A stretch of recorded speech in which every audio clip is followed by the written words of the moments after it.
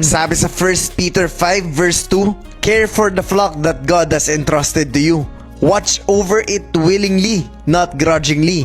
Not for what you will get out of it, but because you are eager to serve God. Sabi dito, willingly. Ibig sabihin, bukal sa puso mo. Not grudgingly, yung hindi tayo nagre-reklamo. Because God is not pleased every time nagtuturo ka nga, pero nagre-reklamo ka naman. Sabi rin dito, gawin mo to, hindi dahil sa kung anong makukuha mo, but because you are just so eager to serve God. Gusto mo lang paglingkuran ng Panginoon. Dahil kung meron tayong ibang intensyon kung bakit tayo nagsishare ng Word of God, kung bakit tayo nagtuturo, then be very careful dahil baka ginagawa mo yon for your own personal interest. If pinagkatiwalaan ka ng mga tao na aalagaan mo, that's already a blessing. But sadly, ang blessing para sa ibang tao is yung pera, mga material na bagay, at dahil mali yung focus nila, naliligaw yung mga estudyante. If isa ka sa pinagkatiwalaan ni Lord na mag-handle ng mga tao, gawin mo to ng bukal sa puso mo. Hindi dahil sa kung anong makukuha mo, pero dahil gusto mo lang paglingkuran ng Panginoon. At sana po ay malinaw ang mensahe ng video na to.